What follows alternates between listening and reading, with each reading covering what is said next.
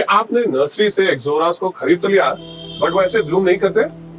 अपने एक्सोरस में फ्लावर्स लाने के लिए इस वीडियो को एंड तक देखें। हेलो प्लांट पेरेंट्स, मैं हूं आपका प्लांट डॉक्टर अनु और आज हम बात करने वाले हैं प्लांट केयर गाइड ऑफ एक्सोरस। ये हर एक्सोरा प्लांट पेरेंट की प्रॉब्लम है कि वो अपने घर में एक्सोरा ले तो आता है, बट वो 2 दिन 2 हफ्तों में जैसे ही उसका ब्लूम खत्म होता है वो एक बहुत ही थका हुआ अनरोमांटिक सा प्लांट बन जाता है। और ये इसका सबसे बड़ा रीजन है उसकी केयर गाइड। शुरू करते हैं उस 4 इंपॉर्टेंट पॉइंट्स को जो आपको देखने चाहिए ताकि आपका प्लांट भी मेरे इस एक्सोरा जैसे खूब ब्लूम करे। सबसे पहला और सबसे मोस्ट इंपॉर्टेंट पॉइंट है प्यार। जी हाँ, जब आपका बच्चा होता है और आप एक पेरेंट बनते हैं, जिस इमोशन से, जिस केयर से आप अपने बच्चे को प्यार करते हैं, उसका ध्यान रखते हैं, ऐसे ही अगर आप प्लांट पेरेंट बने हैं तो आपको अपने एक्सोरास और अपने प्लांट्स का भी ध्यान रखना पड़ेगा। अगर आपके लिए ये एक शोपीस है या एक डेकोर का आइटम है तो उसमें फिर से ब्लूम नहीं आएगा, मैं आपको कुछ भी बता दूं तो सबसे इंपॉर्टेंट पॉइंट है अपने प्लांट्स को प्यार करना सीखिए। आई एम श्योर जो आपकी मदर है या जो एक प्रो प्लांट पेरेंट्स है वो अपने बच्चों को सबसे ज्यादा प्यार करते हैं, उनकी देखरेख करते हैं, जिसकी वजह से उनके प्लांट्स बहुत तंदुरुस्त रहते हैं। तो सबसे पहला पॉइंट ये हो गया। दूसरा इंपॉर्टेंट पॉइंट है उसका प्लेसमेंट। प्लेसमेंट से उसका लाइट और उसका टेम्परेचर डिफाइंड होता है। और एक्सोरास एक आउटडोर प्लांट है, मतलब कि वो आपके इंडोर बेडरूम्स या आपके ड्राइंग रूम के सेंटर टेबल्स पे बिल्कुल भी नहीं चलेंगे। अगर आपके गेस्ट आ रहे हैं या आपको बहुत अच्छा लगता है ये फ्लावरिंग प्लांट और आप इसे अंदर रखना चाहते हैं तो 1 दिन से ज्यादा अगर आपने इसे रखा तो वो खराब होना शुरू हो जाएगा। इसको चाहिए है 7 से 8 घंटे की बढ़िया सी लाइट। अगर लाइट नहीं है आपके घर में या आपकी बालकनी में कम लाइट आती है तो ये थोड़ा बीमार रहेगा, बहुत अच्छा नहीं चलेगा। लाइट एक बहुत इंपॉर्टेंट फैक्टर है, इसीलिए इसका प्लेसमेंट आपकी बालकनीज, आपके terrace gardens, east facing balcony, waste facing balconies में ही होना चाहिए है ताकि लाइट इसको जरूर मिलती रहे। अगर आप नॉर्थ इंडिया में हैं और समर्स में हैं तो टेम्परेचर्स 45 to 48 डिग्री भी चले जाते हैं और उस समय आपके प्लांट में स्कॉचिंग या टिप बर्न्स या ब्राउनिंग होनी शुरू हो जाएगी।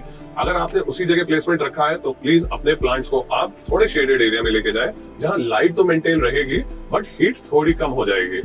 इसको देखने के लिए ध्यान रखें कि कहीं पे भी आपको ऐसे सिम्टम्स दिख रहे हैं क्या। ये आपका दूसरा इंपॉर्टेंट पॉइंट था फ्रॉम द प्लेसमेंट पर्सपेक्टिव। तीसरा इंपॉर्टेंट पॉइंट होता है पानी। अब पानी वैसे तो बहुत इजी और सिंपल लगता है बट एक बहुत कॉम्प्लेक्स मैकेनिज्म से भी आता है। मतलब कि अगर आप ज्यादा पानी देते हैं तो भी खराब है, कम देते हैं तो भी खराब है। आपके पानी में अगर बहुत सारा टीडीएस है तो आपको पता नहीं है उसमें क्या क्या मिनरल्स है और वो अंदर कैसे बायोकेमिकल रिएक्शंस करेंगे। और इसलिए जरूरी है कि आप अपने प्लांट को बहुत ध्यान से वाटरिंग करें। आउटडोर रखा है तो ऑब्वियसली है कि उसमें ज्यादा पानी लगेगा क्योंकि इवापोरेशन ज्यादा हो रहा है। अभी आप देख रहे हैं मैं स्वेट कर रहा हूँ, गर्मी हो रही है और ह्यूमिडिटी भी है। तो इस समय गर्मी तो है बट इवापोरेशन बहुत ज्यादा नहीं हो रहा क्योंकि ह्यूमिडिटी बहुत है, तो पानी थोड़ा कम लगेगा। बट अगर ऐसे ही गर्मी होती है और ड्राइनेस है तो ज्यादा पानी लगेगा।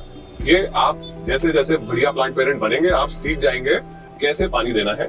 अभी के लिए हफ्ते में 2 से 3 बार से लेकर कई बार 5 से 6 बार भी पानी दें ताकि आपके इस एक्सोरा प्लांट में ड्राइनेस ना आए, क्योंकि अगर इसे ड्राइनेस आती है तो ये आपके पत्ते छोड़ना शुरू कर देगा। तो ये था पानी के ऊपर हमारा पॉइंट। आरओ से रिलेटेड एक पॉइंट है जो टीडीएस डिफाइन करता है और पीएच भी एक्चुअली डिफाइन करता है। आपको सिंपल लैंग्वेज में या तो आरओ पानी यूज करें। अगर आप नोएडा में रहते हैं या ऐसी जगह रहते हैं इंडिया में जहां पे बहुत हाई टीडीएस पानी है तो आपका प्लांट मरेगा ही मरेगा, चाहे आप कुछ कर लें। इसका इलाज यही है कि आप या तो आरओ पानी यूज करें। अब आरओ पानी तो थोड़ा महंगा होता है और हर बार पॉसिबल नहीं है। मेरे पास 150 से 200 प्लांट्स है तो आरओ पानी तो नहीं दे सकता, तो हमने एक इसका नुस्खा निकाला। इस समय अगले 4 महीने बहुत ह्यूमिडिटी रहती है और एसीज चलते हैं हमारे यहाँ, तो हमने एसी वाटर इकट्ठा करना शुरू कर दिया है और उसे हम यूज करते हैं। उसमें टीडीएस 100 से ज्यादा नहीं होता और आपके प्लांट्स के लिए वो एक परफेक्ट वाटरिंग सोल्यूशन बन जाता है। तो ये रहा हमारा तीसरा पॉइंट वाटरिंग को लेके। चौथा इंपॉर्टेंट पॉइंट है प्लांट फूड को लेके। अच्छा, हम एज अ पेरेंट तो बहुत ध्यान रखते हैं अपने बच्चों का, हर बार बोलते रहते हैं बेटा खाना खा लो, बेटा खाना खा लो, बेटा आपने खाना खाया कि नहीं खाया।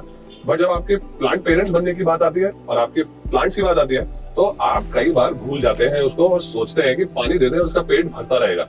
ऐसा नहीं होता, आपको उसको खाना देने की जरूरत है। और एक ये बहुत बड़ा रीजन है कि आपका प्लांट मुरझाया सा रहता है और ब्लूम नहीं करता, क्योंकि ब्लूम करने के लिए उसको एनपीके का न्यूट्रिशन चाहिए होता है along with other minerals also.